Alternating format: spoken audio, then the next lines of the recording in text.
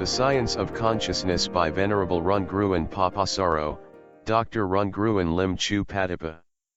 Life is an act of the stream of consciousness, therefore consciousness is a main driving force of all kinds of mental phenomena happening inside the mind, including a mind processing, and the states of mind reflecting in an individual mental behavior. The subject of consciousness receives a lot of interests from scientists. A Nobel-prized scientist Gerald Edelman proposed a theory of consciousness saying that consciousness functioned as a dynamic core that selectively phase locks with a transmitted signal inside the central nervous system. And when having consciousness, this biomachines of consciousness will fetch a dominant signal inside the central nervous system one at a time as an object of consciousness in order to interpret of what is happening in the world, and then responding to the stimulus by driving a mind processing in feeling, perception, and volitional formations in stream of consciousness. Consciousness functions as life in the world by fetching a stimulus of external phenomenon from the world through the six sense bases, then becoming an object of consciousness, and then responding to the particular object of consciousness with an associated state of mind, and passing the neural signal to the other part of the central nervous system as a mind processing. This repeated mechanism of consciousness causes varieties of states of mind, reflecting as mental behavior of an individual being. Consciousness and stream of consciousness, inside a central nervous system with several billions of neurons networking indefinite numbers of neuron clusters. Numerous signals are transmitted among clusters in a pattern of transitional pulse. Consciousness is a special capability of being in functioning of these signal processing. Mechanically a mind will fetch a signal as an object of consciousness one at a time in order to detect what is happening in the world, and then taking an execution in responding by taking an action to the world. Whatsoever we do in real live activities is simply stream of consciousness acting as being alive. Consciousness is a natural phenomenon of a being that the mind fetches an arriving object from the world through the six sense bases, and then trying to understand what is going on in the world. This oscillating pattern of thalamic oscillation as a pulse of intermittent rhythm at the frequency of 40 consciousness per second as stream of consciousness then causing a series of varieties of states of mind of an individuality of being, so-called a mind processing, which can be described as mental behavior. This stream of perception is similar to the human visual system that processes at 10 to 12 images per second, and perceives them a continuous motion in the perception of vision. In this mechanism of consciousness, when fetching and absorbing a particular object of consciousness, the mind will internally respond in two possibilities, right or wrong. In Buddhism, if the mind responds to the object of consciousness rightly, then it will lead to a right pathway, and then inducing the mind to become internally steadied, composed, unified, and concentrated, of which the mind is in a wholesomeness condition. On the contrary, if the mind responds to the object of consciousness wrongly, then it will lead to a wrong pathway and then inducing the mind to become struggling and unrest in an unwholesomeness condition. In Buddhism, what we intend to study on the truths of life within nature is fundamentally to gain wisdom to contemplate on how to direct the path of signal processing into a wholesome pathway, so that the mind will be able to respond to the world rightly. In Buddhism, dependent on stream of consciousness inducing a certain pathway of consciousness arises a series of associated neurotransmitters reflecting a specific collective states of mind. While stream of consciousness acts as a being, a series of states of mind reflects an individual mental behavior. Therefore, life is composed of the five aggregates of processes and states, namely body, consciousness, feeling, perception, and volitional formations.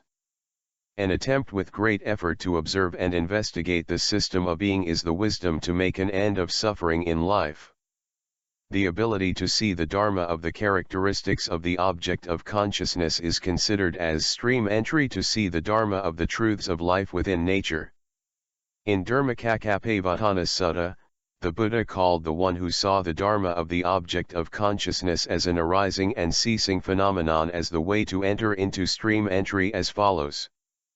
And while this discourse was being spoken, there arose in the Venerable Kondanya the dust-free, stainless vision of the Dharma. Whatever, the object of consciousness, is subject to origination is all subject to cessation.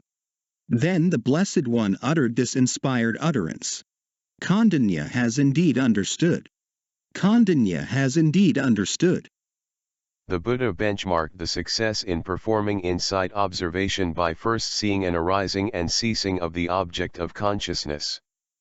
It is considered as stream entry to see further on mind processing, especially the process of dependent origination.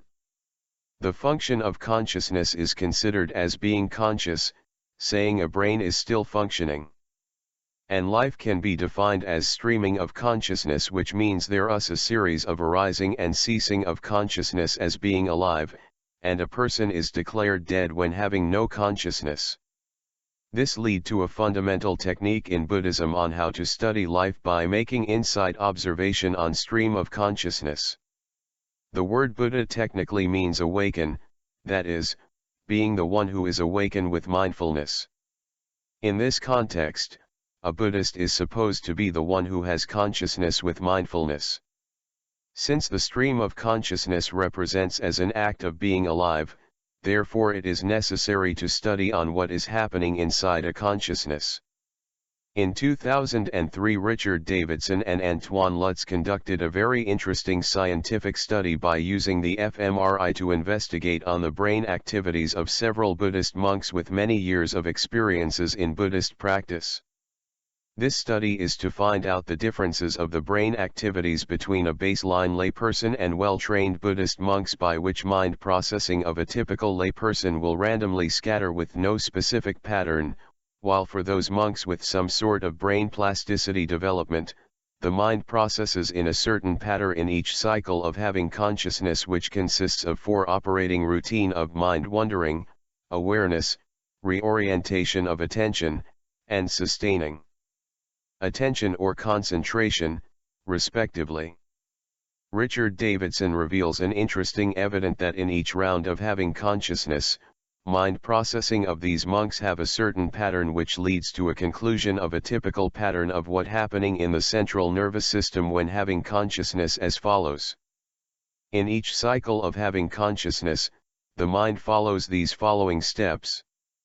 Starting with the first step of mind wandering stage, which is sometimes defined as a pre-consciousness, that is, being in state of readiness to capture any new incoming mental phenomenon, or signal, then the mind will consolidate the incoming signals by releasing the current mental phenomenon and then switching for a new incoming mental phenomenon. By doing so, the mind will shift to become aware of the new arrival object of consciousness stage. And then having mindfulness with attention in reorientation of attention stage to align the attention on a new object of consciousness. And then the mind will be in sustaining attention or concentration stage, which is focusing on the captured object of consciousness for a while. In analogy to the description of consciousness in Buddhist philosophy, when having consciousness, the mind will fetch a particular dominated signal as an object of consciousness. And in order to make insight observation on the mind must be mindful, so-called mindfulness, and be concentrated to see nature of the object of consciousness. The routine of consciousness can be described in terms of the process of dependent origination as follows. Dependent to the passing away of the previous object of consciousness arises a new object of consciousness. Dependent to the new object of consciousness arises mind wandering of the incoming object of consciousness. Dependent to the mind wandering of the incoming object of consciousness arises mindfulness to be aware of the object of consciousness.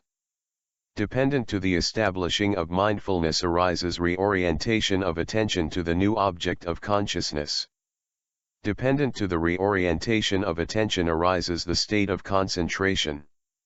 When the object of consciousness passed away, the mind fetches a new object of consciousness, and starting a new routine of consciousness. As a matter of fact, since the consciousness arises and passes away, therefore any object of consciousness reflecting an associated state of mind also arises and passed away at the same time of consciousness. And this is the main reason why every mental phenomenon, no matter consciousness and its associated state of mind together, arises and passes away in nature, and as the mind keeps on executing this routine, as the stream of consciousness, the varieties of states of mind will keep on changing. Conclusively, the mind is impermanent, deteriorating, and no self as a natural process. In principle, if we can repeatedly establish mindfulness, whenever having consciousness, then we can observe the whole process of mind processing, and we also can have a good understand of what is the cause and effect of ongoing stream of consciousness, and this is the technique of being mindful and clear comprehending of the Buddha to discover the truths of life within nature on the day of his enlightenment as follows. I recalled of the incident sitting in the cool shade of a rose apple tree, establishing mindfulness, and then secluded from sensual pleasures, secluded from unwholesome states. Then he entered and dwelled in the first jhana, which was accompanied by thought and examination, with rapture and happiness born of seclusion. Could this be the path to enlightenment? Then, following on that memory, came the realization, this is indeed the path to enlightenment. The Buddha utilized the arising of mindfulness to monitor mind conditions, and then at finding the mind was unwholesome, then rerouting the pathway into the right one with the proper dharma. The mind is able to develop cognitive process on dharma to gain wisdom and be used in maneuver the mind processing, and the capability to see the object of consciousness that arises and fades away is the foundation of Buddhist practice, and this is considered as stream entry for enlightenment in Buddhism because in the Buddhist study, by performing insight observation throughout the stream of consciousness in relation to the mind processing of the object of consciousness in related to body, feeling, perception, volitional formations, then we can experience the truths of the cause and effect throughout the course of mind processing in the process of dependent origination, and this is the Buddhist enlightenment to see the truths of life within nature to have a clear understanding of the Dharma.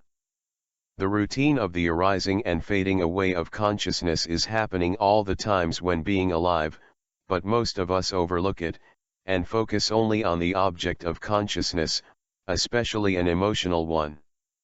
What drives in everyday life is the emotional object of consciousness, and we just flow into the matter of these craving.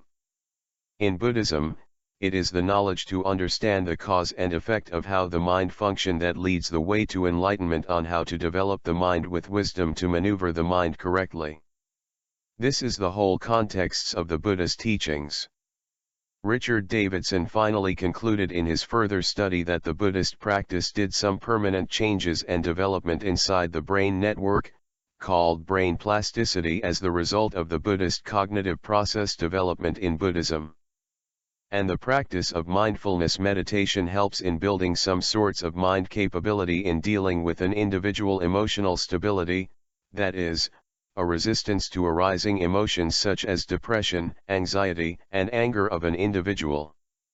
This scientific experiment is very interesting because it explains that consciousness is just the subroutine of mind processing, starting from mind wandering, then awareness, mindfulness, and then end with focusing with concentration, and this subroutine will keep on functioning as long as the person is alive as stream of consciousness.